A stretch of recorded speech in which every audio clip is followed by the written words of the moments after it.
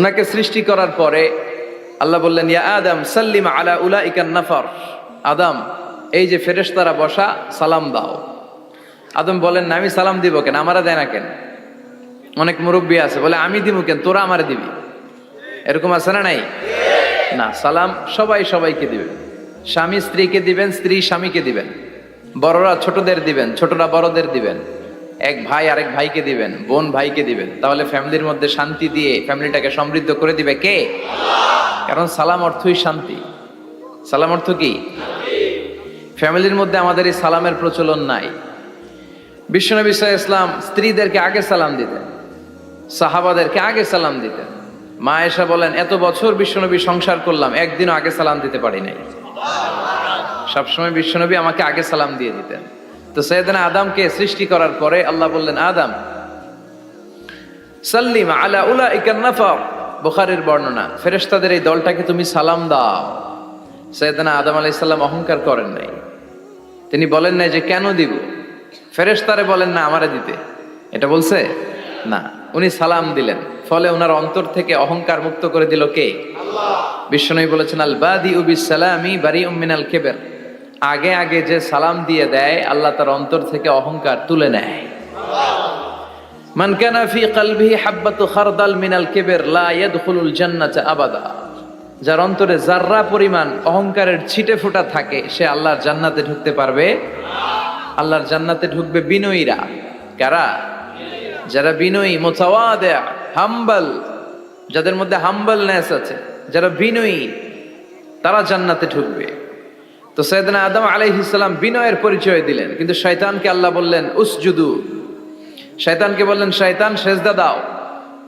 ফেরেশতাদেরকে যখন অর্ডার করেছে সেজদা দাও, শয়তান বলল, আল্লাহ আমি সেজদা দিব না। অহংকার করলো, সে নিজে নিজে উপরে উঠতে চাইলো। সে বলল, খলাকতানি মিন নার ওয়া খলাকতাহু মিন তিন। আপনি আমাকে বানিয়েছেন আগুন দিয়ে, আগুনের ধর্ম উপরের দিকে ওঠা। আগুন জ্বালিয়ে দিলে লেলিহান শিখা কই যায়? উপরে যায়। ওয়া খলাকতাহু মিন তিন। আর আদমকে বানিয়েছেন আপনি মাটি থেকে, তা আমি কেন সেজদা দিব? আদমই না আমারে দিবে। আল্লাহ শয়তানকে চির জাহান্নামী বানিয়ে দিল। চিল্লায় বলেন ঠিক কিনা? আর বিনয়ের কারণে আদমকে আল্লাহ বানালেন আশরাফুল মাখলুকাত। কি বানালেন? সৃষ্টির সেরা। এজন্য নূরের ফেরেশতারাও সাইয়েদনা আদমকে সেজদা দিতে বাধ্য হয়েছে। চিল্লায় বলেন ঠিক কিনা? তুমি মাটির আদমকে প্রথম সৃষ্টি করিয়া ঘোষণা করিয়া দিলে শ্রেষ্ঠ বলিয়া, তাই তো নূরের ফেরেশতা করে আদমকে সেজদা। ঠিক কিনা? তাই তো নূরের ফেরেশতা করে আদমকে সেজদা। সবার চেয়ে সম্মান দিলে মাটির আদমকে। আল্লাহু আল্লাহু তুমি জাল্লে জালালুহু, শেষ করা তো যায় না গে তোমার গুণগান। আল্লাহু আল্লাহু, সুবহানাল্লাহ পড়েন। এজন্য আমরা যেন বিনয়ী হই, আমরা যেন নিজেকে ছোট মনে করি। আপনি নিজেকে ছোট মনে করলে আল্লাহ আপনাকে বড় বানায় দিবে। আর যদি নিজেই নিজেকে বলেন আমি বড় আল্লামা, আমি সব জানি, তাহলে আল্লাহ বলবে তোর স্থান হচ্ছে সবচাইতে নিচে। ঠিক কিনা? আবু নাওয়াস একজন কবি ছিলেন। উনি বলেছেন, ওয়াকুল্লি মাইয়াদ্দাঈ ফিল ইলমি ফালসাফাতান হাবাসতা শাইআন ওয়া গাবাত আনকা আশিয়াউ। কেউ যদি তোমারে বলে যে আমি সব জানি, তুমি দুই আঙ্গুল দেখিয়ে বলো তুমি কিচ্ছু জানো না, তোমার শিখার অনেক বাকি। জাননেওয়ালার উপরও জাননেওয়ালাও আছে। ঠিক কিনা? এজন্য আমরা যেন বিনয়ী হই। বিনয়, হাম্বলনেস, আরবিতে বলে তাওয়াদু, এটা খুবই জরুরি। এগুলো আমাদের মধ্যে এখন নাই। আমাদের মধ্যে ইগো প্রবলেম আছে না নাই? অহংকার, জেলাসি, অ্যারোগ্যান্স, এগুলো থেকে সম্মানিত ভাইয়ের আমাদেরকে বেরিয়ে আসতে হবে। দেখবেন সমাজে যারা খুবই হাম্বল, বিনয়ী, তাদেরকে সবাই পছন্দ করে না? আর অহংকারীদের কেউ পছন্দ করে না। সামনে সালাম দেয়, পিছনে গালি দেয়। কথা বলেন। এজন্য অহংকারী হবেন না, বিনয়ী হবেন। বিশ্বনবী বলছেন, আল্লাহ আপনি আমার বিনয়ী বানান, আপনি আমার ধৈর্যশীল বানান, আপনি আমার শুকর গুজার বানান। আমার চোখে আল্লাহ আপনি আমার ছোট বানান, মানুষের চোখে আপনি আমারে বড় বানান। এই বাণীটা একটা বিপ্লবী বাণী, লা ইলাহা মুহাম্মাদুর রাসূলুল্লাহ। এটা যারা অন্তরে একবার প্রবেশ করতে পারে, সে সত্য ছাড়া চোখে আর কিছু দেখে না। এই কালেমার পক্ষে শক্তি যারা, তারা সত্য আর ন্যায়ের পক্ষে। চিল্লায় বলেন ঠিক কিনা? এটা পৃথিবীর সবচাইতে শ্রেষ্ঠ জিকির, আফদলু জিকির লা ইলাহা। আবার বিশ্বনবী বললেন, মান ক্বালা লা ইলাহা ইল্লাল্লাহ সিদকান মিন কলবিহি দাখালাল জান্নাহ, অন্তর থেকে একনিষ্ঠতার সাথে একবার যে লা ইলাহা পড়বে ওই লোকটা জান্নাতে প্রবেশ করবে। তার অপকর্মের কারণে, তার পাপের কারণে হয়তো সে পানিশমেন্ট পাবে জাহান্নামে, কিন্তু ফাইনালি সব শেষে সে জান্নাতে ঢুকবে, ঠিক কিনা? সহিহ ইবনে হিব্বান আর মুস্তাদরাকে হাকিমের এক বর্ণনা, মুসা আলাইহিস সালাম আল্লাহকে প্রশ্ন করলেন, ইয়া আল্লাহ আল্লিমনি কালিমাতান আযকুরু বিহা ওয়া আদউ বিহা, আল্লাহ আপনি আমারে একটা কালিমা শিখান, একটা জিকির শিখান, যে জিকিরটা দিয়ে শুধু আমি আপনার জিকির করব, এই জিকির কেউ জানবে না, শুধু জানবো আমি আর আপনি। সুবহানাল্লাহ পড়েন। আল্লাহ বললেন, ইয়া মুসা ইকরা লা ইলাহা ইল্লাল্লাহ, মুসা তুমি পড়ো লা ইলাহা। মুসা আলাইহিস সালাম বললেন, আল্লাহ বলছি এমন জিকির যেটা আমি আর আপনি ছাড়া কেউ জানবে না। লা ইলাহা এটা তো জাতীয় জিকির, এটা তো ইন্টারন্যাশনাল জিকির, এটা তো সবাই জানে, আমি তো চেয়েছিলাম এক্সক্লুসিভ একটা। আল্লাহ বললেন, মুসা লা ইলাহা ইল্লাল্লাহর চেয়ে শ্রেষ্ঠ জিকির আমার কাছে নাই। আমি আল্লাহর দেয়া সর্বশ্রেষ্ঠ জিকির হচ্ছে লা ইলাহা ইল্লাল্লাহ। লাউ তাদাউ লা ইলাহা ইল্লাল্লাহ ফি কাফফা ওয়াস সামাওয়াতু ওয়াল আরদু ফি কাফফা, ও মুসা সাত আকাশ সাত জমিন যদি দাঁড়িপাল্লার এক পাল্লায় রেখে দাও আর লা ইলাহা আরেক পাল্লায় রেখে দাও, লা রাজাহাত কাফফাতু লা ইলাহা ইল্লাল্লাহ, মুহূর্তেই লা ইলাহার পাল্লাটা ভারী হয়ে যাবে। এটা একটা বিপ্লবী বাণী, এটা ভিক্ষা করার বাণী নয়। জুমার নামাজের পরে একটা টাকা দিয়া যান, আমি গরিব ইনসান, আছে না নাই? আখিরাতে সওয়াব পাইবেন পাহাড়ের সমান। আর জিকির ধরে লা ইলাহা ইল্লাল্লাহ। অনেকে মনে করে এটা ভিক্ষা করার জিকির, কপাল পোড়া। আমরা ভিক্ষার সাথে এটাকে জুড়ে দিয়েছি। এটা একটা বিপ্লবী বাণী। এই বাণীর অর্থ, এটার ইম্পর্টেন্স, এটার সিগনিফিকেন্স আর তাৎপর্য যে বুঝে সে আল্লাহ ছাড়া কারো সামনে মাথা নত করতে পারে না। চিল্লা এখন ঠিক কিনা? তাফসীর ফি জিলালিল কুরআনের রচয়িতা সৈয়দ কুতুব শাহিদ, নাম শুনছেন? গোটা বিশ্বব্যাপী তার নাম আর ডাক। তিনি ফি জিলালিল কুরআন লেখে গোটা বিশ্বের যুবকদের অন্তর কাঁপিয়ে দিয়েছিলেন। এই সমাজে তিনি জাহালাত দেখে এই জাহালাতের বিরুদ্ধে কলম ধরেছেন আর যুগশ্রেষ্ঠ তাফসীর রচনা করেছেন, তাফসীর ফি জিলালিল কুরআন। এটার অনেক ভাষায় ট্রান্সলেশন হয়েছে, বাংলায়ও পাওয়া যায়। খুব সম্ভব আল কোরআন একাডেমি লন্ডন এটা ট্রান্সলেট করেছে। তো উনি এই কালিমার পক্ষে থাকার কারণে, ইসলামী আন্দোলনের কারণে তৎকালীন প্রেসিডেন্ট জামাল আব্দুল নাসের ওনাকে ফাঁসি দেওয়ার আদেশ দিয়েছে, ফাঁসির কাস্টে ঝুলিয়ে মৃত্যুদণ্ডের অর্ডার করেছে। তো জেল কোডের নিয়ম অনুযায়ী যাদেরকে ফাঁসি দেওয়া হবে, হ্যাঙ্গিং করা হবে, হ্যাঙ্গিং করার ঘন্টাখানিক আগে ওই কারা কর্তৃপক্ষ থেকে নিয়োগ দেয়া জেলখানার ইমাম সাহেব এসে তাদেরকে লা ইলাহা পড়ায়। কি পড়ায়? লা ইলাহা ইল্লাল্লাহ পড়ায়। তো সৈয়দ কুতুব শাহিদ উনিও যখন ওনাকে ফাঁসির কাজটা ঝুলানো হবে, ওই মুহূর্তে জেল কোডের নিয়ম অনুযায়ী ইমাম সাহেব এসে সৈয়দ কুতুব সাহিবকে বলতে আরম্ভ করলো যে আমি আপনাকে কালিমা পড়াতে এসেছি, আপনি পড়েন লা ইলাহা ইল্লাল্লাহ। সৈয়দ কুতুব শাহিদ বললেন, আমারে কালিমা শিখাতে এসো না, আমি কালিমা খুব ভালো জানি। যেই কালিমা পড়ার, যেই কালিমা তুমি ফাঁসির আসামিদেরকে পড়ানোর কারণে মান্থলি বেতন পাও, ওই কালিমার ব্যাখ্যা করার কারণে আমাকে ফাঁসির কাজটা ঝোলা লাগছে। তুমি কালিমা পড়াও, তুমি বেতন নাও, আর আমি কালিমার ব্যাখ্যা করার কারণে আমার ফাঁসি হয়, তার মানে তোর কালিমা আর আমার কালিমা এক কালিমা না। কালিমার মধ্যে পার্থক্য আছে না নাই? কালেমায় কালেমায় পার্থক্য আছে। ওই কারা কর্তৃপক্ষের নিয়োগ করা ইমাম সাহেবের লা ইলাহা ইল্লাল্লাহ আর তাফসীর ফি জিলালিল কুরআনের রচয়িতা সৈয়দ কুতুব শাহিদের লা ইলাহা এক কালিমা নয়, এক লা ইলাহা নয়। চিল্লা এখন ঠিক কিনা? পার্থক্য আছে, আলাদা। এজন্য আসল লা ইলাহার অনুসারী হতে হবে। লা ইলাহার ধারক এবং বাহকরা হচ্ছে সত্য এবং ন্যায়ের পক্ষে। যত বিপদ আসে, যত আপদ আসে, যত ঝুঁকি আসে, পাহাড় সম ঝুঁকিকে ডিঙ্গিয়ে তারা লা ইলাহার কালেমার পতাকাকে উড়িয়ে দেয়। চিল্লায় বলেন ঠিক কিনা? এজন্য ইমানে ইমানে পার্থক্য আছে। আমরা যেন আসলে ইমানদার হতে পারি, আল্লাহ তৌফিক দাও। আরো জোরে পড়েন আমিন। আমরা সব সময় যেন আল্লাহর জিকির দিয়ে হৃদয়টাকে সিক্ত রাখতে পারি, তুমি তৌফিক দাও। বিষ্ণু বলেছেন, লা ইয়াজালু লিসানুকা রাতবান মিন যিকরিল্লাহ, তোমার জিহ্বাটা যেন আল্লাহর জিকিরে সব সময় ভিজা থাকে। কি থাকে?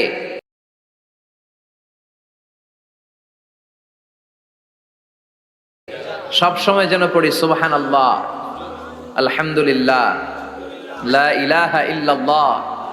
সব সময় যেন আমরা পড়ি আল্লাহু আকবার। বিশ্বনবী বললেন আহাব্বুল কালাম ইলাল্লাহি আরবা। খেয়াল রাখবেন, আল্লাহর কাছে সবচেয়ে প্রিয় কথা চারটা। কয়টা? আহাব্বুল কালামি ইলাল্লাহি আরবা। আল্লাহর কাছে সবচাইতে প্রিয় কালাম হচ্ছে চারটা। লা ইয়াদুররুকা বিআইয়িহিন্না বাদাআতা।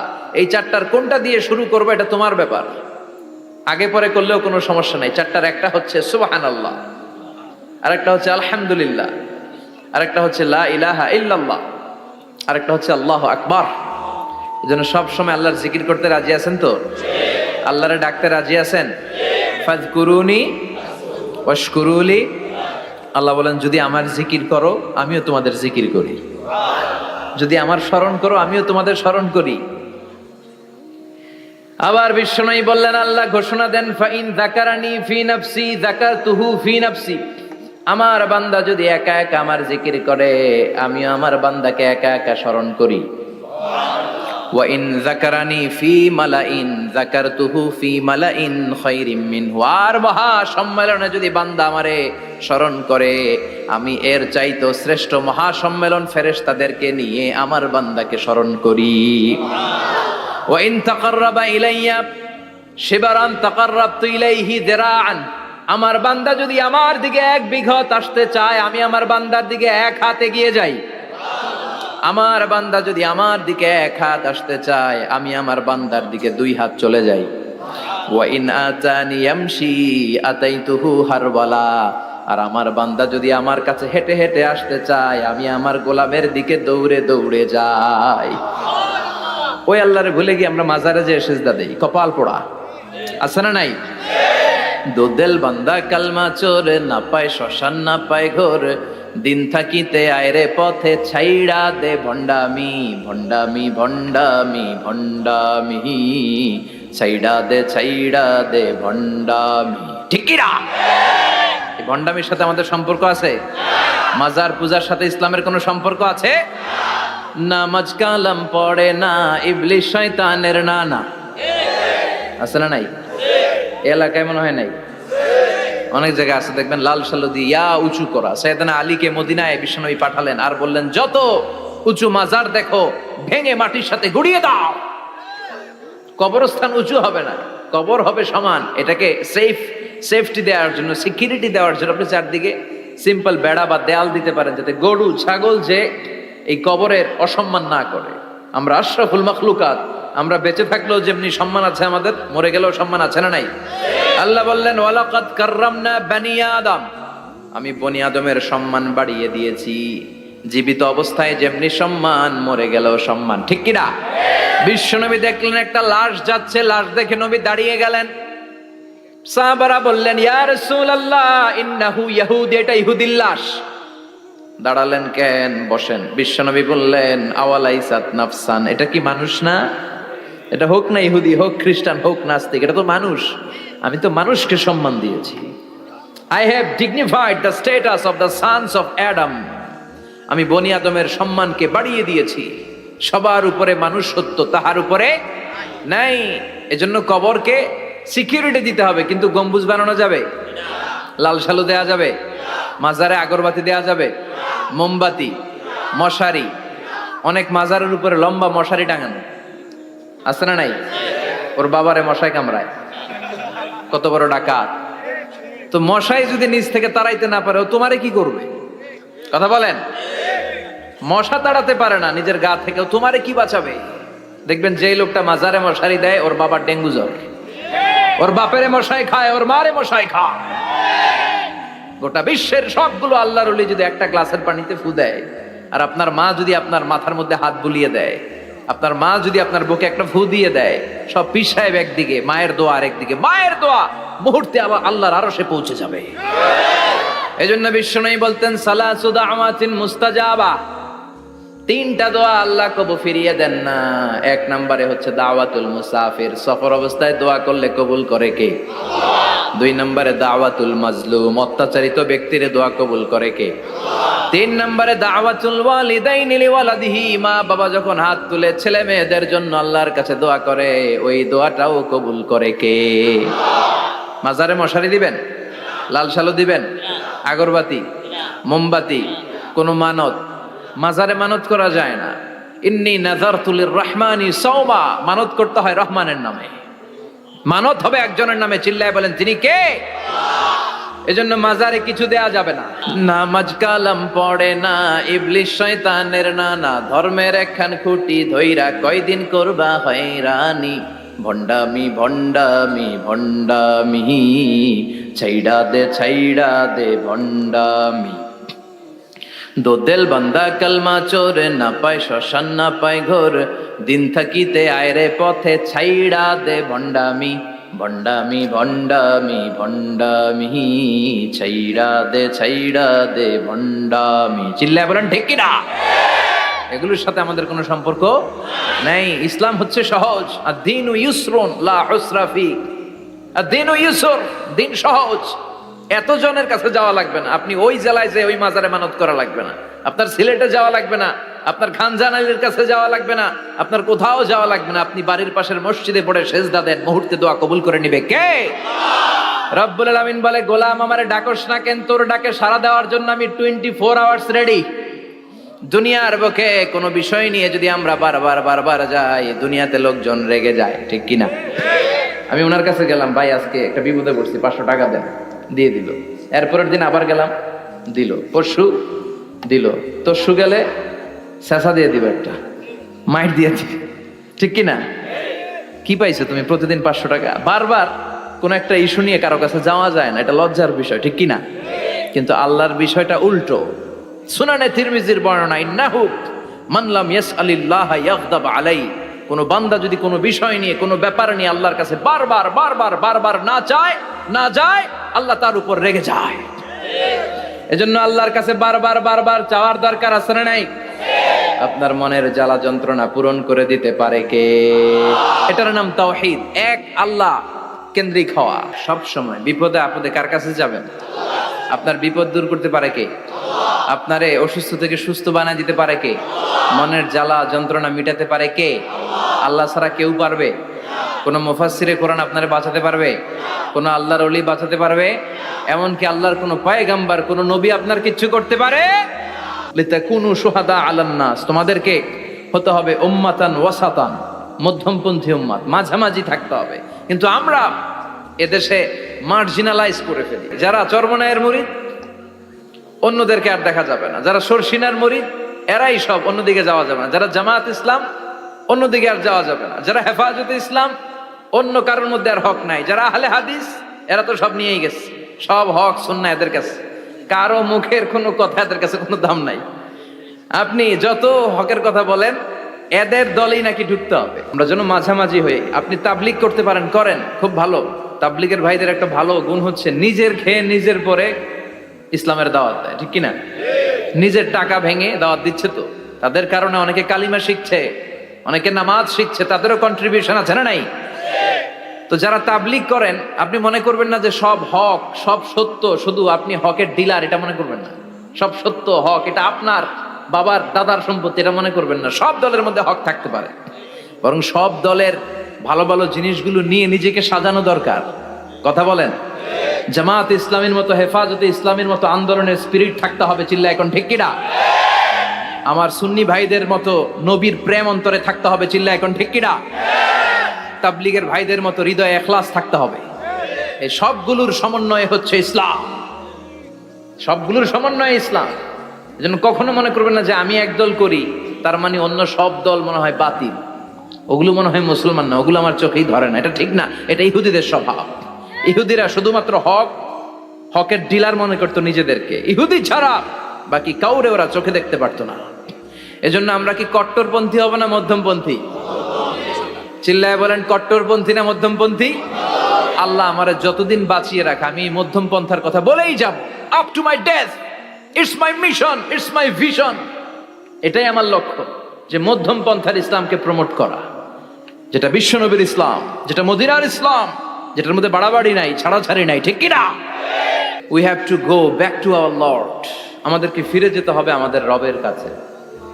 আমরা কেউ আজীবন থাকতে আসি নাই। থাকতে পারবো আজীবন? দাদা চলে গেল, বাবা চলে গেল, মা চলে গেল, মামা চলে গেল, খালু চলে গেল, এরপর আমাদের টনক নড়ে না, তাই না? পাগল পাড়া হয়ে আছে এই পৃথিবীর জন্য। মরতে যে হবে এটা ভাববার সময়টুকু আমাদের নেই।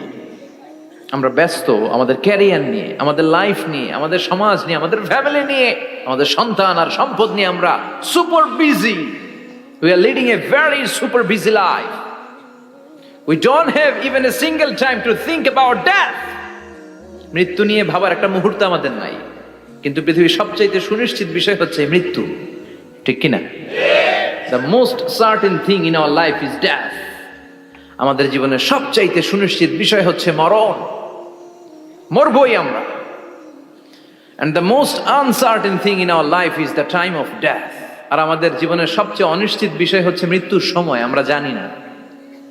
মরবো যে এটা জানি, জানেন না? কিন্তু কখন মরবো এটা জানি? এই সূরাটা আপনারে এই জিনিসটা জানান দিতে এসেছে যে দুনিয়ার সম্পদ, লোভ, লালসা এগুলো নিয়ে পড়ে থেকো না। এই যে আমাদের ফ্যামিলি, আমাদের বাচ্চা কাচ্চা, আমাদের এত টাকা পয়সার হিসেব, মাস শেষে বাড়ি ভাড়া, গ্যাসের বিল, এইটা সেটা, আপনি কি মনে করছেন যে আপনি চলে গেলে এগুলো থেমে থাকবে? কিছুই থেমে থাকবে না, সব চলবে আগের মতো। থাকবেন না আপনি। এমন দুনিয়া যেটাতে আমি নাই, সব চলে। সকাল গড়িয়ে বিকেল হয়, শীত শেষে গ্রীষ্ম আসে, দিন শেষে রাত নামে, সব চলে, নাই শুধু আমি। চিল্লায় বলেন ঠিক কিনা? তো এজন্য এগুলি একটু ভাবেন। অনেক ব্যস্ত আমরা। এই দুনিয়ার পুরো জীবনটা এটা হচ্ছে লালসাময় একটা জীবন। লোভ, মরিচিকা, মায়াজাল, এই মায়াজালে আমরা আটকে আছি। ফলে মৃত্যুর কথা আমরা ভুলে গিয়েছি। পাগলের মতো ছুটছি, আরো টাকা লাগবে, আরো খ্যাতি লাগবে, আরো যশ লাগবে, আরো দাপট লাগবে আমার। এত টাকা দিয়ে কি হবে? এত সম্পদ দিয়ে কি হবে? এত ব্যস্ততা দিয়ে কি হবে তোমার? স্টপ, থামুন, অনেক হয়েছে, আন্না, থামুন। Take a rest, take a breath and think about death. Think that you have to go back to your Lord. একটু বসেন না, একটু ভাবেন যে আমাকে চলে যেতে হবে, চলে যেতে হবে। এই কোলাহল, এই ব্যস্ততা এগুলো থাকবে, থাকবো না আমি। সাইয়েদনা ওমর ফারুক বলেছেন, মুতু ক্বাবলা আন তামুতু, মরার আগে একবার মরো। হাসিবু ক্বাবলা আন তুহাসাবু আলাইকুম, তোমার হিসাব নেওয়ার আগে তুমি একবার নিজের হিসাবটা করো না। কাগজ বের করে একটু লিখো না কি কি ভালো কাজ করছিলা, যেগুলো দিয়ে নাজাতের ওয়াসিলা হতে পারে।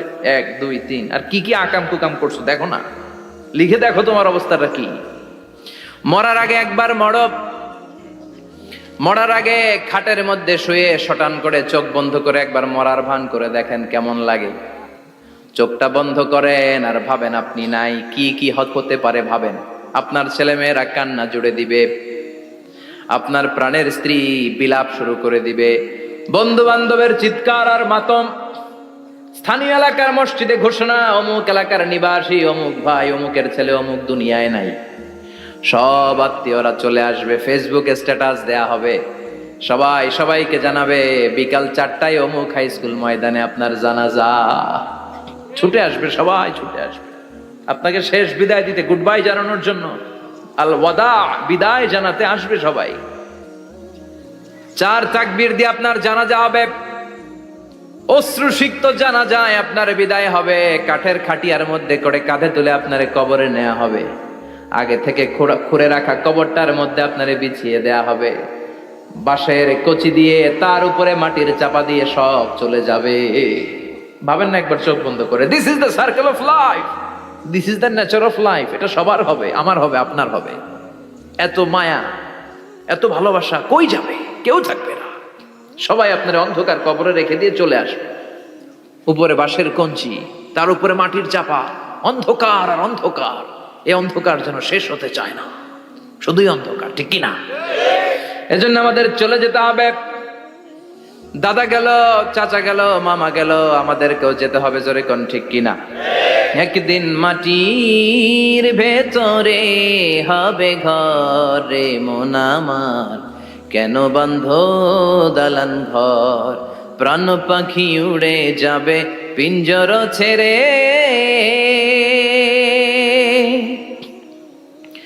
ধরা ধামে সবই রবে, তুমি যাবে চলে। বন্ধু বান্ধব যত, মাতা পিতা দ্বারা সুত, সবই হবে তোমার পরে। মন আমার কেন বান্ধ দালান ঘর, একদিন মাটির ভেতরে হবে ঘরে। মন আমার কেন বান্ধ দালান ঘর, ঠিক কিনা? সব পরে থাকবে, চলে যেতে হবে আমাদেরকে। এজন্য আখিরাতের কথা যেন আমাদের স্মরণ হয়। বিশ্বনবী বলতেন, নাহাই তুকুমান জিয়ারাতিল কবুর, আমি তোমাদেরকে কবর জিয়ারত করতে আগে নিষেধ করতাম, কিন্তু এখন নিষেধাজ্ঞা প্রত্যাহার করে নিলাম। এখন সব সময় তোমরা কবরের সামনে যাবা আর জিয়ারত করবা। একটু গেলে আখিরাতের কথাটা স্মরণ হবে। ওখানে ছোট শিশুরা শুয়ে আছে, কিশোর যুবকরা আছে, আপনার মতো তাগড়া যুবক মুরব্বীরা আছে। এরা এই এলাকায় থাকতো, এরা আকাশ থেকে নেমে আসে না, এই এলাকার সন্তান আজ নাই। একটা সার্টেন পিরিয়ড শেষে আপনিও থাকবেন না। This is the nature of life, this is the circle of life. ছোট্ট শিশু হয়ে এসেছিলেন, শৈশব, কৈশোর, যৌবন, প্রৌঢ়ত্ব। আগে ছিলেন সিঙ্গেল, বিয়ে করে হয়ে গেলেন ডবল। এরপরে আল্লাহ আপনাকে একটা মেয়ে দিল, এরপরে মেয়েকে বিয়ে দিয়ে শ্বশুর হলেন, এরপরে ওই মেয়ের ঘরে সন্তান হতে নানা হলেন। আর কতদিন? অনেক দিন হলো তো, অনেক লম্বা সময় পেয়েছেন আপনি। Think about that. এবার যাওয়ার কথা ভাবেন, আখিরাতের সামানের কথা ভাবেন, ফিরে যেতে হবে। কি শক্তিশালী যুবক, বার্ধক্য চলে আসলে লাঠি ছাড়া চলতে পারে না। কুচকুচে কালো দাড়ি সাদা হয়ে যায়, দাড়ির শুভ্রতা, বয়সের ভার, রং ধরা যৌবন জং ধরে শেষ, ঠিক কিনা? This is the circle of life. যুবক ভাইরা, এটাই জীবন, চলে যেতে হবে, কেউ থাকতে পারবে না, ঠিক কিনা? এটা রিমাইন্ডার আল্লাহ এই সূরার ভেতরে দিয়েছেন যে তোমাদেরকে ফিরে যেতে হবে। এই লোভ লালসা ছেড়ে দাও। রব্বুল আলামিন বলেন, আলহাকুমুত তাকাসুরু হাত্তা যুরতুমুল মাকাবির। ও গোলাম, দুনিয়ার সম্পদ, লোভ লালসা তোদেরকে পাগল বানিয়ে দিয়েছে। এই লোভ পাগলামি কোনোদিন তোদের থামবে না যতদিন না তোরা কবরে ঢুকবি, ঠিক কিনা? কার কথা? আল্লাহ বললেন, দুনিয়ার সম্পদ আর লোভ আর মোহে তোমরা গাফেল হয়ে গিয়েছো। আখিরাতের কথা বেমালুম তোমরা ভুলে গিয়েছো। কিন্তু আখিরাতে তোমাদের যেতেই হবে, কবরের বাড়িতে তোমাদের ঢুকতেই হবে, ঠিক কিনা? যেতেই হবে। আমরা ভুলে যাই। আলহাকুমুত তাকাসুর, অতিরিক্ত পাওয়ার লোভ, বেশি বেশি খাওয়ার লোভ, বেশি বেশি জমানোর লোভ মানুষকে গাফেল বানিয়ে দিয়েছে। এটা মানুষের স্বভাব। আরো চাই, আরো চাই, এই স্বভাবটা আছে না নাই? দেখবেন ছোট বাচ্চারা মসজিদে দোয়া অনুষ্ঠান শেষে জিলাপি দেয় না? বড়ুয়া কৃষ্ণপুর কি দেয়? আগে বাতাসা দিত না, এখন কি দেয়? জিলাপি দেয়, মিষ্টি দেয়। তো মসজিদের 2-3 গেট থেকে যদি দেয়, ছোট বাচ্চারা দেখবেন এদিক দিয়ে কয়েকটা নিয়ে আবার ওই গেটে লাইন ধরে। ওর হাত হলো ছোট হাত, ওর হাত ভর্তি জিলাপি, আর নেওয়ার জায়গা নেই, এরপর আরেক জায়গায় লাইন ধরছে। আরো লাগবে, আরো লাগবে, এই আরো আরো আরো চাই। এই স্বভাবটাই মানুষকে কুড়ে কুড়ে শেষ করে দিয়েছে। এত লাগবে কেন তোমার? চাহিদার কোনো শেষ নাই। Unlimited demand of human being. যার আছে বেশি তার চাই বেশি। যার সাইকেল আছে তার হুন্ডা চাই, হুন্ডা আছে তো প্রাইভেট কার চাই, প্রাইভেট কার আছে তো প্লেন চাই, প্লেন আছে তো হেলিকপ্টার চাই, হেলিকপ্টার আছে তো ওইটা চাই, ওইটা আছে তো সেটা চাই, ঠিক কিনা? এলাকার মেম্বার যে হয়েছে চেয়ারম্যান হতে চায়, আছে না নাই? চেয়ারম্যান সাহেব এমপি হতে চায়, আছে না নাই? এমপি সাহেব মন্ত্রী হতে চায়, আছে না নাই? মন্ত্রী সাহেব প্রধানমন্ত্রী হতে চায়, আছে না নাই? কিন্তু এই দেশে সুযোগ নাই। কথা কন। এই দেশে প্রধানমন্ত্রী সিলেক্টেড। 2-3 জনের বাইরে কেউ প্রধানমন্ত্রী হইতে পারবি না, ঠিক কিনা? আমার এই জীবনে তো আমি 2-3 জনেরই দেখলাম। তো মানুষের চাহিদার কোনো শেষ নাই। যার আছে বেশি তার চাই বেশি। এজন্য বিষ্ণু বলেছেন, উনজুরু ইলা মান হুয়া আসফালা মিন, তোমার চেয়ে যে খারাপ আছে ওর দিকে তাকাও। ওয়ালা তানজুর মান হুয়া আ'লা মিন, তোমার চেয়ে যে ভালো আছে ওর দিকে তাকায়ও না, তোমার চেয়ে যে খারাপ অবস্থানে আছে ওর দিকে তাকাও। অনেকে নিজের অবস্থান নিয়ে সুখী না, এরকম আছে না নাই? আল্লাহ আমার এটা দিল না রে, ওইটা দিল না রে, পাইলাম না রে, কিচ্ছু হয় না, কি করব জীবন, হতাশ। আসলে আছে কিন্তু অনেক, কিন্তু শুকরিয়া নাই, ডাকাত, ঠিক কি না? নিজের অবস্থান নিয়ে সুখী না, কিন্তু অনেক লোক আছে তারা আপনার অবস্থানে পৌঁছতে চায়। তাদের দিকে তাকিয়ে দেখেন, আপনি যে অবস্থানে আছেন এই অবস্থানে পৌঁছাটা অনেকের কাছে স্বপ্ন। তারা প্রতিনিয়ত সংগ্রাম আর স্ট্রাগল করে যাচ্ছে আপনার অবস্থানে পৌঁছতে, আর আপনি এটা নিয়ে সন্তুষ্ট না। শেখ সাদির নাম শুনেছেন? বালাগাল উলা কাশাফাত দুজা, এই কবিতাটা রচয়িতা ইরানের বিখ্যাত এক কবি। উনি একবার আর্থিক সমস্যার মধ্যে দিয়ে সময় কাটাচ্ছেন, টাকা নাই, পয়সা নাই, পায়ে দেওয়ার মতো জুতা নাই। উনি খুব দুঃখ পেলেন, হায় রে, আমি ইরানের এত বড় কবি, আমার পায়ে দেওয়ার মতো জুতা নাই। দুঃখ ভরা মন নিয়ে রাস্তায় হাঁটতে বেরোলেন। হাঁটতে হাঁটতে হঠাৎ দেখলেন একটা লোক শুয়ে শুয়ে কাঁদছে, ওই লোকটার দুইটা পাই নাই, পাই নাই।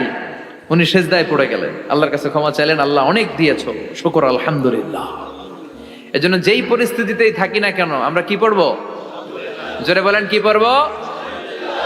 এজন্য আল কানাতু মিনাল ইসলাম, অল্পে তুষ্ট থাকার নাম হলো ইসলাম।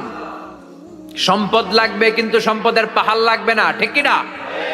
অল্প খান, অল্প পড়েন, অল্প জামান, অল্পের ভেতরে বরকত ঢুকাইয়া দিছে কে?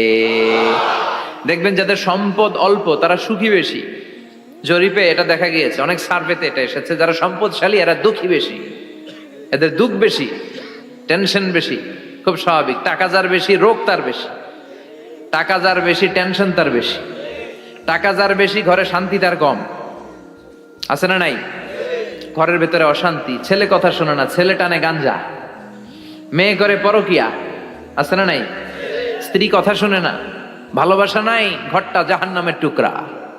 রোগ বালাই, এক একটা হসপিটাল বিল পরিশোধ করতে মাসে 5 লাখ 10 লাখ। আছে না নাই? কিছু খেতে পারে না, ডাক্তার একেবারে ডায়েট মেনু বেঁধে দিয়েছে। ডায়েট, ভেরি ডায়েট মেনু, এটা এটা এটা এটা কিছুই খাবেন না, শুধু গরু খাবেন না, খাসি খাবেন না, চিংড়ি খাবেন না, খালি ঘাস খাবেন। ইচ্ছে মতো ঘাস খাবেন, মানে ঘাস জাতীয় যত আইটেম আছে সব খাবেন। শাক খাবেন, সবজি খাবেন, সালাদ খাবেন। গরু, চিংড়ি, মুরগি, গোশত, ইলিশ কিছু খেতে পারে না। তাহলে রোগ বেশি, খাওয়ার মজা নাই, ঘরে সাংসারিক শান্তি নাই, খালি ব্যারাম আর ব্যারাম, ঠিক কিনা? কিন্তু সম্পদের পাহাড় ঘটেছে। আর অল্প যারা খায়, অল্প পড়ে, রিক্সাওয়ালা, কুলিওয়ালা, অল্প বেতনের চাকরি, কিন্তু হক হালালি মেনে চলে, দেখবেন শান্তি আছে অনেক। হ্যাঁ, বাসা ভাড়া দেয়, ফ্যামিলি চালায়, বাচ্চাদের স্কুল বিল, এরপরও মাস শেষে 1-2 হাজার টাকা হাতে থেকে যায়। আর ওর প্রতি মাসে 10 কোটি টাকা ইনকাম, তারপরও ব্যাংকের ঋণ আছে না নাই? সুখ কারে বলে? কিভাবে আপনি সুখকে ডিফাইন করবেন? সুখ তো টাকায় কিনা যায় না, শান্তি টাকা দিয়ে হয় না, শান্তি দেওয়ার মালিক কে? শান্তি আছে অল্প খেয়ে শুকর করার মধ্যে, শান্তি আছে আলহামদুলিল্লাহর মধ্যে। চিল্লায় বলেন ঠিক কিনা? এজন্য অল্প খাবো, অল্প পড়বো, অল্প জামাবো, অল্পের ভেতরে বরকত দিয়েছে কে? দেখেন, ধনী ভাইরা খেতে পারে না, কিন্তু রিক্সাওয়ালার কি সমস্যা হয়? রিক্সাওয়ালারা সব খেতে পারে। কুলিওয়ালা, দিন মজুর, এরা একেবারে স্লিম সুঠাম দেহি, মেদহীন পেট, পেটে কোনো মেদ নাই, ভুড়ি নাই। আর কুটিপতিদের মেদ আছে না নাই? এত বড় বড় পেট, ঠিক কিনা? আমাদেরও পেট আছে, তবে হালাল পেট, এটা হারাম টাকা দিয়ে এই ভুড়ি বানাই নাই আমরা। চিল্লায় বলেন ঠিক কিনা? রিক্সাওয়ালা, কুলিওয়ালা নিজেও নামাজ পড়ে, বউও নামাজ পড়ে, বাচ্চাটাও নামাজ পড়ে, রিক্সা চালায় আর জিকির করে লা ইলাহা ইল্লাল্লাহ। সুখ আর শান্তি, তাদের ঘরে সুখ। ধনী, কুটিপতি, ভিআইপি, সিআইপিস, এদের রাতে ঘুম নাই। 1 ঘন্টা ঘুমানোর জন্য 4টা ট্যাবলেট খাওয়া লাগে, এরকম আছে না নাই? কিন্তু ঘুমের জন্য যে ট্যাবলেট খাওয়া লাগে রিক্সাওয়ালা এটা জানেই না। ওর যেখানে রাইত ওইখানেই, ওর মাথা বিছনায় লাগতে দেরি, ওর ঘুম আসতে দেরি হয়। ওর ঘুমে নাকের ডাকের আওয়াজে ট্রাকের ইঞ্জিনও ফেল। সুবহানাল্লাহ পড়েন। এজন্য অনেক বেশি সম্পদের পাহাড় করা লাগবে, এই চিন্তা যেন আমাদের মাথায় না আসে। চিল্লায় বলেন ঠিক কিনা? এজন্য রব্বুল আলামিন বলেন, আল্লাকুমুত তাকাসুরু হাত্তা যুরতুমুল মাকাবির। বেশি বেশি সম্পদ উপার্জনের আকাঙ্ক্ষা তোমাদেরকে আখিরাত থেকে গাফেল বানিয়েছে। এই গাফলতি কশিন কালেও তোমাদের কমবে না যতক্ষণ না তোমরা কবরে ঢুকবা। হাত্তা যুরতুমুল মাকাবির, মাকবারাতুনের প্লুরাল মাকাবির, যতক্ষণ না কবরে না ঢুকবা, কবরস্থান তোমার আবাসস্থল না হবে, ততক্ষণ পর্যন্ত এই চাই চাই মানসিকতা কমবে। মানুষের স্বভাব হলো আরো চাই, আরো চাই, আরো চাই করে। ফকিরেরা কারা? আল্লাহ গালি দিয়ে বললেন, তোরা সব ফকিন্নি, তোরা কি? ইয়া আইয়ুহান নাসু আনতুমুল ফুকারাউ ইলাল্লাহ ওয়াল্লাহু হুয়াল গানিয়ুল হামিদ। সুবহানাল্লাহ পড়েন। আল্লাহ ডেকে বললেন, গোলাম আনতুমুল ফুকারা ইলাল্লাহ, তোমরা সবাই ফকির, ধনী হলো একজন, তিনি কে? আল্লাহ শুধু ধনী, আর মানুষের স্বভাব হচ্ছে আরো চাই, আরো চাই। ওর 2 তলা বিল্ডিং, আমার 3 তলা লাগবে। ওর 2টা গাড়ি আছে, আমার 3টা লাগবে। আছে না নাই? বিশ্বনবী বললেন, কিয়ামতের আগ দিয়ে মানুষের মধ্যে আকাঙ্ক্ষায় প্রতিযোগিতা বেড়ে যাবে, প্রতিযোগিতামূলক টেন্ডেন্সি। কার চেয়ে কে বড় হতে পারে, কার চেয়ে কে বেশি টাকার পাহাড় বানাতে পারে। আছে না নাই? বিশ্বনবী বললেন, ওয়া আনতারাল হুফাতাল উরাতাল আলাতা রিয়া আশ-শাইয়াতা তাওয়ালুনা ফিল বুনিয়ান। কিয়ামতের আগে এমন কিছু লোক যাদের গায়ে দেওয়ার মতো জামা ছিল না, পায়ে দেওয়ার মতো জুতা ছিল না, পেটে দেওয়ার মতো খাবার ছিল না, সমাজের কেউ তাদেরকে চিনতো না। হঠাৎ করে এই লোকগুলো ধনী হয়ে যাবে। And they will start to construct, they will compete to construct high rises building in the cities. শহরে গ্রামে এরা বড় বড় বিল্ডিং বানানো শুরু করবে। সরকার কাছাকাছি চলে আসছে। এই যে বিল্ডিং বানানোর প্রতিযোগিতা, কুমিল্লা শহরে আজ থেকে 20-25 বছর আগে 5 তলা 6 তলা একটা বিল্ডিং ছিল না, এখন 10 তলা 20 তলা। আছে না নাই? ঢাকায় আজ থেকে 20 বছর আগে 10 তলা বিল্ডিং খুঁজে পাইতেন আপনি? নাই। গোটা বিশ্বব্যাপী এখন টাওয়ার বানানোর প্রতিযোগিতা। বিশ্বনবী বললেন, এদের কোনো টাকা ছিল না। পৃথিবীর সবচেয়ে বড় টাওয়ার এখন আরব দেশে, এদের কোনো টাকা ছিল না। আরব দেশের সৌদি আরব, কাতার, কুয়েত, বাহরাইন এখন স্বর্ণ আর তেলের খনি পেয়ে আল্লাহরে ভুলে যায়। এদের খাওয়ার মতো কিছু ছিল না। এদেরকে আমার দাদারে শুনতাম বলতো কাবলিওয়ালা বলতো। কি বলতো? এদেশে আসতো জায়নামাজ, তসবি ছড়া, খেজুর টেজুর বিক্রি করার জন্য। এরা জেলে পাড়ার লোক ছিল। আরব সাগরের তীরবর্তী এলাকার মানুষ, সাগরের মাছ মেরে এরা জীবন ধারণ করতো। আল্লাহ এদেরকে তেলের খনি দিলেন, গ্যাসের খনি দিলেন, এখন তারা বড় বড় টাওয়ার বানায়। আছে না নাই? বুর্জ আল খলিফা, কি উঁচা বিল্ডিং, 828 মিটার উঁচু। জেদ্দায় আছে 1000 মিটার উঁচু কিংডম টাওয়ার। তাইওয়ানে আছে তাইপেডাং টাওয়ার, 101 তলা। মালয়েশিয়া আছে পেট্রোনাস টুইন টাওয়ার, 88 তলা। চায়নাতে আছে সাংহাই টাওয়ার, একটার পর একটা টাওয়ার। প্রতি বছর অ্যানাউন্স করতেছে যে ওদেরটা আছে আমাদেরটা বড় বানাবো। কাতার কয়, ওরা বানাইলে আমরা পারবো না কেন, আমরা বানাবো আরো বড়। আছে না নাই? শাগালাত কুমুত তাকাসুর, যে আরো লাগবে, আরো বড় হতে হবে, এই টেন্ডেন্সি মানুষকে আখিরাত থেকে একেবারে গাফেল বানিয়ে দিয়েছে। চিল্লায় বলেন ঠিক কিনা? টাকার পাহাড় বানাতে চায়, দরকার থাকলেও চায়, না দরকার থাকলেও চায়। বর্তমান পৃথিবীর সবচেয়ে ধনী লোকটার নাম জানেন? কি নাম? হ্যাঁ, বিল গেটস। ওর যে কত টাকা ও নিজেও জানে না। ওর পকেট থেকে যদি $100 একটা বান্ডিল পড়ে যায়, এটা তুলতে ওর যত সময় লাগবে, ও না তুলে যদি হেঁটে যে আইডিয়া নিয়ে হাঁটতেছিল ওইটা নিয়ে হাঁটে, ওদিকে আরো বেশি ইনকাম হয়ে যাবে। এত টাকা তার, এটা তোলার সময় তো তার নাই। ওয়ারেন বাফেট নাম শুনছেন?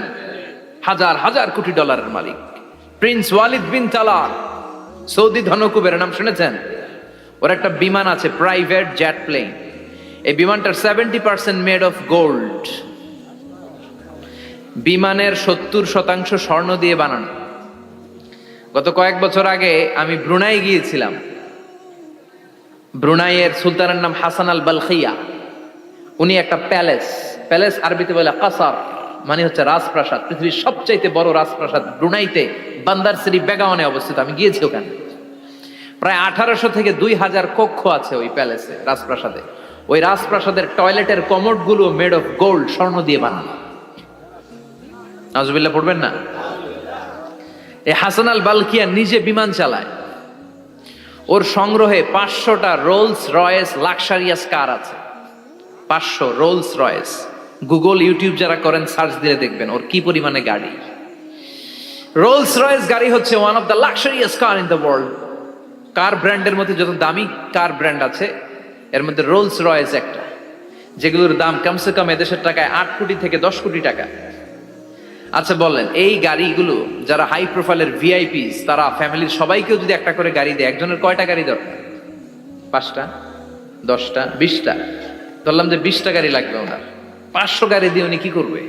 তার সংগ্রহে 500টা রোলস রয়েস। স্বর্ণেরও গাড়ি আছে, তার স্বর্ণের পালঙ্ক আছে, আমি দেখে এসেছি। পোরশে, ফারারে, লাম্বরগিনি এই টাইপের যে ব্র্যান্ডগুলো আছে, অভাব নাই। তার মানে আছে, যার বেশি চায় তত বেশি। চিৎকার করে বলেন ঠিক কিনা? এজন্য আল্লাহ বললেন আল্লাহকুমুত তাকাসুরু হাত্তা যুরতুমুল মাকাবির। দুনিয়ার লোভ তোমাদেরকে আখিরাত থেকে গাফেল বানিয়ে দিয়েছে। দুনিয়ার লোভ লালসার মধ্যে পড়ে আখিরাতকে বেমালুম তোমরা ভুলে গিয়েছো। এই গাফলতি কোনোদিন কমবে না যতদিন না তোমরা কবরে ঢুকো। ঠিক কি না? সম্পদ উপার্জনে ইসলাম বাধা দেয় না, কিন্তু সম্পদ হৃদয়ে স্থান দেয়া যাবে না। সম্পদ উপার্জন করতে হবে, খরচ করে ফেলতে হবে। বেশি সম্পদশালী হতে হলে আল্লাহর সন্তুষ্টির জন্য যাকাত দিতে হবে। কে দিতে হবে? দে যাকাত, দে যাকাত, তোর দিল খুলবে পরে, আগে খোলো খাত। দে যাকাত, দে যাকাত, তোরা দে রে যাকাত। ঠিক কি না? দিল পরে খুলবে, আগে হাত খোলেন। হাত খুললে দেখবেন দিলটারে খুলে দিয়েছে কে? সাইয়েদনা মুসা আলাইহিস সালামের জামানায় ওনার চাচাতো ভাই ছিল মিশরের সবচাইতে বড় ধনী, যাকাত দেয় নাই। তার কি করুণ পরিণতি হয়েছে কোরআনে আছে না নাই? এত সম্পদ ছিল, তার সম্পদগুলো সে সিন্ধুকে আটকে রাখতো। আর এই সিন্ধুকের চাবিগুলো আলগানোর জন্য, কাঁধে নেওয়ার জন্য 10 জন লোক লাগতো। সিন্ধুক কাঁধে নেওয়ার জন্য, সিন্ধুকের চাবি, চাবির গোছা কাঁধে নেওয়ার জন্য কয়জন? তাহলে কি পরিমাণ সম্পদ ছিল? সাইয়েদনা মুসা বললেন, সম্পদের মালিক তুই হস নাই, আল্লাহ বানাইছে। কারণ বলে ইন্নামা উতিতুহু আলা ইলমিন ইনদি, আল্লাহ আমারে সম্পদ দেয় নাই, আমি আমার মেধা খাটিয়ে সম্পদ বানিয়েছি। যাকাত আমি দিব না। মুসা বললেন তাহলে আযাবে পড়বি, কারণ কয় পারলে আযাবান, পারলে আযাবান। আল্লাহ বললেন ফাখাসাফনা বিহি ওয়া বিদারহিল আরদ, ও মুসা নিরাপদ দূরত্বে চলে যাও, এখনই ভয়ঙ্কর ভূমিকম্প হবে, আযাব দেব। কারণ সহ কারণের সব সম্পদ আমি জমিনের ভেতরে ঢুকায়া দেব। আমি নিজে কারণের বাড়ি দেখে এসেছি। মিশরের রাজধানী কায়রো থেকে প্রায় 150 কিলো দূর একটা জেলা আছে, ফায়ুম জেলা। ওইখানে কারুনকে আল্লাহ তার সব সম্পত্তি সব মাটিতে দাবিয়ে দিয়েছেন। দাবাতে দাবাতে হাঁটু পর্যন্ত যখন কারুন জামিনে দেবে যায়, ভাবছে উঠে যাবে। কোমর পর্যন্ত যখন মাটির মধ্যে দেবে যায়, ভাবছে উঠতে পারবে। গলা পর্যন্ত যখন দেবে যায়, হাত তুইলা কয় আমি ঈমান আনলাম। ও মুসা, সব সম্পদ তোর আর তোর আল্লাহর লইয়া যা, খালি আমারে বাঁচা, আমারে। সব গাদ্দারদের একই পরিণতি। ফেরাউনরেও যখন আল্লাহ লোহিত সাগরে পানি খাওয়াতে খাওয়াতে পেটটা এত বড়, হাত তুলা কয় আনা মিনাল মুসলিমিন, আমি মুসলমান, আমি ভালো মানুষ। আল্লাহর কোরআন সাক্ষী, সে বলেছে আনা মিনাল বনি ইসরাইলরা যে আল্লাহরে মানে, আমিও তারে মানি, আমিও আল্লাহর দলের একনিষ্ঠ কর্মী। আর পানি খাইতে পারি না, আল্লাহ বাঁচাও। আল্লাহ কয় আরো খা। শেষ, ফেরাউন শেষ, নমরুদ শেষ, কারুন শেষ। পুরো সম্পদ সহ আল্লাহ কারুনকে জামিনের ভেতরে দাবিয়ে দিলেন। এজন্য সম্পদ যাদের বেশি, যাকাত দেওয়ার দরকার আছে না নাই? দারিদ্রতা বিমোচনের জন্য যাকাত দিবেন। যাকাতের শাড়ি লুঙ্গি এইভাবে না, অনেকে কিন্তু দেয় জাকাতের শাড়ি, জাকাতের লুঙ্গি, জাকাতের গামছা, এরকম ডাকাইত আছে না নাই? বাংলাদেশে এমনও হয়েছে জাকাতের শাড়ি দিবে বলে সে পত্রিকায় নিউজ করেছে, আর ওই শাড়ি আনার জন্য শাড়ি দিবে 5,000, মানুষ এসেছে 5 লক্ষ। পদপৃষ্ঠ হয়ে 11 জন নারী এক জায়গায় মারা গিয়েছে। কিয়ামতের দিন আল্লাহ বিচারের কাঠগড়ায় এই বিজনেস ম্যাগনেটকে দাঁড়িয়ে সেদিন জিজ্ঞাসা করবে যে কেন তুই এদেরকে কষ্ট দিয়েছিলি? চিল্লা এখন ঠিক কিনা? এদের মৃত্যুর দায়ভার এই শিল্পপতি এড়াতে পারবে না। যাকাতের শাড়ি, যাকাতের লুঙ্গি বিতরণের জন্য আল্লাহ তোমারে ধনী বানায় নাই। ধনীদের দায়িত্ব হলো গরিবের হাতে সম্পদ পৌঁছে দেয়া। ওফি আমওয়ালিহিম হাক্কুন লিসাইলি ওয়াল মাহরুম। গরিব আমার কাছ থেকে সম্পদ আর যাকাত নিয়ে সে আমার প্রতি করুণা করেছে। আমি যাকাত দেই বলে আমি কোনো দয়া দেখাই নাই। কথা বুঝতে পেরেছেন? আইডিয়াটা ক্লিয়ার করে নেন। যাকাত দেয়া আমার জন্য কি? কথা বলেন। ফরজ। আর যে যাকাত নেয় তার জন্য যাকাত খাওয়া কি ফরজ? আমি গরিব মানুষ, আমি যাকাত খাবো না, না খাইয়া থাকুম, রোজা রাখুন। কথা কন। আমার যে যাকাত নেওয়া লাগবে এমন কোনো কথা নাই, কিন্তু আমি যে ধনী আমার দিতেই হবে, এটা ফরজ। তার মানে আমি দিয়ে আমি দয়া করি নাই, ও নিয়ে আমারে বাঁচাইয়া দয়া করে গেছে। চিৎকার করে বলো ঠিক কিনা? ইসলাম বলে রাস্তার এক পাশে 5 তলা আর এক পাশে গাছতলা, এটার নাম ইসলাম না।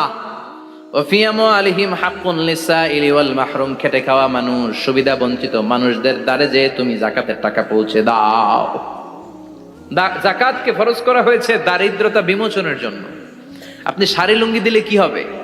ওরে শাড়ি দিচ্ছেন দুপুরে, রাত্রেবেলা ও আরেক জায়গায় লাইন ধরে আছে, বিরিয়ানির প্যাকেট দিতেছে ওইখানে। কথা কোন? সারাটা বছর ও জাকাতের টাকা নেবে, ওর কিচ্ছু হবে না। বরং এমন কিছু তাকে করে দিতে হবে যেটা দিয়ে সে ফ্যামিলি লিড করতে পারে। একটা সিএনজি কিনে দেন, ওই ফ্যামিলিতে কোনো যুবক থাকলে সিএনজি চালায়া, অটো চালায়া ফ্যামিলিটারে চালান। একটা টঙের দোকান করে দেন, চায়ের দোকান, চা বিক্রি করে ফ্যামিলিটারে চালাবে। অস্ট্রেলিয়ান একটা গাই কিনে দেন, গরুর দুধ বিক্রি করে তার ফ্যামিলি চলবে। কিংবা মাছের একটা খামার করে দেন, মুরগির খামার করে দেন, ঠিক কিনা? ওমরে ফারুক বলতেন, এমন ভাবে জাকাত দাও যাতে করে যাকে জাকাত দিয়েছে জীবনে কোনোদিন সেজন্য আর কারো কাছে যে হাত পেতে জাকাতের জন্য দাঁড়িয়ে না থাকে। এই বিধানটা কার? এজন্য আল্লাহ বললেন, আল্লাহকুমুত তাকাসুরু হাত্তা যুরতুমুল মাকাবির। দুনিয়ার লোভ লালসা তোমাদের কমবে না যতদিন না তোমরা কবরে ঢুকো। কার কথা? চিল্লায় বলেন কার? এজন্য দুনিয়ার প্রতি যে আমাদের লোভ, এটা কি বাড়াইতে হবে না কমাইতে হবে? এই দুনিয়ার জীবন এটা ক্ষণিকের। আমাল হায়াতুদ দুনিয়া ইল্লা মাতাউল গুরুর। এটা ভোগের সামগ্রী, আজ আছে কাল না, এটা হাতের ময়লা। দুনিয়ার এই জীবনের দৃষ্টান্ত হচ্ছে 4টা স্বর্ণের টুকরা আর 3টা লাশের মতো। স্বর্ণের টুকরা 4টা, চিৎকার করে বলেন তো কয়টা? লাশ 3টা, জোরে বলেন কয়টা? অনেক অনেক আগের যুগের 3জন যুবক জীবিকার তাগিদে তারা বের হয়েছে কর্মসংস্থান করে খাবে। পথিমধ্যে তারা গুপ্তধন পেয়েছে, স্বর্ণের বার পেয়েছে, তো বড় বড় 4টা পেয়ে তারা মহা খুশি। আমাদের আর কাজ করা লাগবে না, এগুলো বেচে আজীবন খাবো, সুখে থাকবো।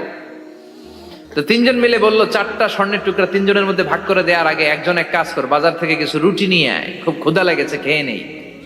একজনরে রুটি আনতে পাঠিয়ে 2জন মিলে ভাবে, ওইটারে যদি মেরে ফেলতে পারি তাহলে তো তোর আর আমার মধ্যে কোনো ঝামেলা নাই। স্বর্ণের টুকরা কয়টা? তুই নিবি 2টা, আমি নেব 2টা। আর যেটারে রুটি আনতে পাঠাইছে ওইটা মনে মনে ভাবতেছে রুটির মধ্যে বিষ মিশাই নিয়ে যাব। কি মিশাবো? বিষ খাইয়া ওইটা শেষ, সবগুলো আমার। তো বিষ মিশাই নিয়ে আসছে, আর আগের পরিকল্পনা অনুযায়ী এই 2জন মিলে তাকে নৃশংসভাবে হত্যা করেছে। হত্যার পরে কয়, প্রচন্ড ক্ষুধা লাগছে, লো আগে খায়া লই। 2জন মিলে বাজার থেকে আনা বিষ মাখানো রুটি খেয়ে ওই 2টাও শেষ। স্বর্ণের জায়গায় স্বর্ণ পড়ে আছে, স্বর্ণগুলো নেয়ার মতো মানুষ আর নাই, ঠিক কিনা? এজন্য মানুষের এই চাহিদা কমবে না। বিষ্ণু বলেন, লাউ আন্না লিকুল্লি ইবনে আদম ওয়াদিয়ান মিন যাহাব আহাব্বা আই ইয়াকুনা ইলাইহি ওয়াদিয়ান। আল্লাহ প্রত্যেককে, আমাদের প্রত্যেককে যদি একটা করে স্বর্ণের পাহাড়ের মালিক বানিয়ে দেয়। কয়টা করে পাহাড় দেখছেন কোনোদিন? কই দেখছেন? চিটাং গেছিলেন? এই চট্টগ্রামে গেলে দেখা যায় কি পাহাড়। এই একটা পাহাড় স্বর্ণের, একটা স্বর্ণের পাহাড়ের মালিক যদি আমাদের এক একজনকে বানায় দেওয়া হয়, এরপর আমরা চাবো আরেকটা স্বর্ণের পাহাড়ের মালিক কেমন করে হওয়া যায়। আচ্ছা বলেন তো, একটা স্বর্ণের পাহাড় আমার 14 পুরুষ বিক্রি করে খাইলেও শেষ করতে পারবো এটা? তো আরেকটা কেন লাগবে আমার? ওয়ালাই আমলা আফাহু ইল্লা তুরাব। বিষ্ণু বলেন, কবরের মাটি যতক্ষণ না তোর মুখে না ঢুকবে, তোর এই চাওয়া চাওয়া খাই খাই স্বভাব বন্ধ হবে না। এজন্য আল্লাহ বললেন, আলহাকুমুত তাকাসুরু হাত্তা যুরতুমুল মাকাবির। দুনিয়া তোমাদেরকে গাফেল বানিয়ে দিয়েছে, গাফলতি কমবে না যতদিন না কবরে ঢুকো। কবরে ঢুকা লাগবে, কবরে ঢুকা লাগবে না? কবরে আমাদেরকে যেতেই হবে, যেখানেই থাকেন। কবরের প্রশ্ন আছে না নাই? অনেকে বলে, হুজুর বিমান হামলায় মারা গিয়েছে, বিমান জ্বলে পুড়ে ছাই হয়ে গিয়েছে, তার কবর কোথায়? তার আত্মাটা যেখানে আছে ওই জায়গায় প্রশ্ন আছে না নাই? অনেকে বলে, হুজুর সাগরের মধ্যে পড়ে মারা গিয়েছে, তিমি মাছ খেয়ে ফেলেছে, তার কোনো অস্তিত্ব নাই, কিন্তু তার রুহুটা আছে না নাই? প্রতিটা রুহু সংরক্ষণ করে কে? প্রত্যেকটা আত্মা আল্লাহর কাছে সংরক্ষিত থাকে। প্রতিটা রুহু, প্রতিটা মানুষ মালাকুল মাউতকে দেখতে পায়। আপনিও দেখবেন, আমিও দেখব। মুমিনদের কাছে এসে মালাকুল মাউত একজন যুবকের বেশে সাদা ধবধবে জুব্বা পরে সুগন্ধি মেখে মুমূর্ষু ব্যক্তির শিয়রে বসে বসে বলে, ইয়া আইয়াতুহান নাফসুল মুতমাইন্না, হে প্রশান্ত আত্মা, উখরুজি ইলা মাগফিরাতুল্লাহি ওয়া রিদওয়ানি, আল্লাহর ক্ষমা আর দয়ার দিকে বের হয়ে আসো। বলা মাত্রই মুমিনের আত্মাটা স্মুথলি বের হয়ে আসে। কাফান মিন আকফানিল জান্নাহ, হানুত মিন হানুতিল জান্নাহ, জান্নাত থেকে আনা সুগন্ধি কাফনের মধ্যে পেঁচিয়ে তিনি রূহটাকে নিয়ে ইল্লিনে চলে যায়। সরাসরি দেখে মালাকুল মাউতকে। আর যারা ইসলাম বিরোধী, কোরআন বিরোধী, তাদের সামনে এসে মালাকুল মাউত ত্রাস সৃষ্টি করে, আগে ধমক। হাইওয়েতে মাঝে মাঝে ডাকাতি হয় না? বাসগুলোর মধ্যে যখন ডাকাতি হয়, বাসে থাকে 50 জন, ডাকাত ঢুকে 5 জন, এই 5 জনের ভয়ে সবগুলো পেশাব করে দেয়। কারণ ত্রাস সৃষ্টি করে, এসেই চাইনিজ কুড়াল দিয়ে আগে কুবায় দেয় 4-5 জনের। রক্ত দেখে কি দেওয়ার সব আগে রেডি করে রাখে। মালাকুল মাউত এসে কাফের, নাস্তিক, মুশরিকদের সামনে সেরকম একটা ত্রাস সৃষ্টি করে, ভয়ে লোকটা কাঁপতে থাকে। ওর কাছে ভদ্র ভাষায় কথা বলে না, সুন্দর জামা পরে আসে না, কালো কুচকুচে চেহারা, ভয়ঙ্কর একটা রূপ নিয়ে, আকৃতি নিয়ে ইসলাম বিরোধীদের মাথার সামনে আসে, দুর্গন্ধযুক্ত চেহারার দেহ নিয়ে ধমক দিয়ে বলে, ও পাপাত্তা, ইয়া আইয়াতুহান নাফসুল খাবিসা উখরুজি ইলা গাদাবিল্লাহ, হে পাপাত্তা, আল্লাহর রাগ, ক্রোধ আর গজবের দিকে বের হয়ে আয়।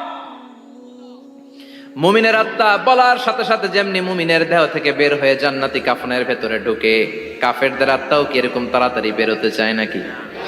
কাফেরদের আত্মা বেরোতে চায় না, ডানে দৌড়, বায়ে দৌড়, সামনে দৌড়, পেছনে দৌড়, আহা, দৌড়াদৌড়ি করে। মালাকুল মাউত এটাকে টেনে হিচড়ে, একটা জীবিত ছাগলকে জবেহ না করে, জবাই না করে, তার চামড়া উল্টার দিকে টেনে হিচড়ে বের করলে ছাগলটা যত কষ্ট পায়, এর চেয়ে কমসে কম 70 গুণ বেশি কষ্ট দিয়ে কাফের, মুশরিক আর গাদ্দারদের রূহ কবজ করা হয়।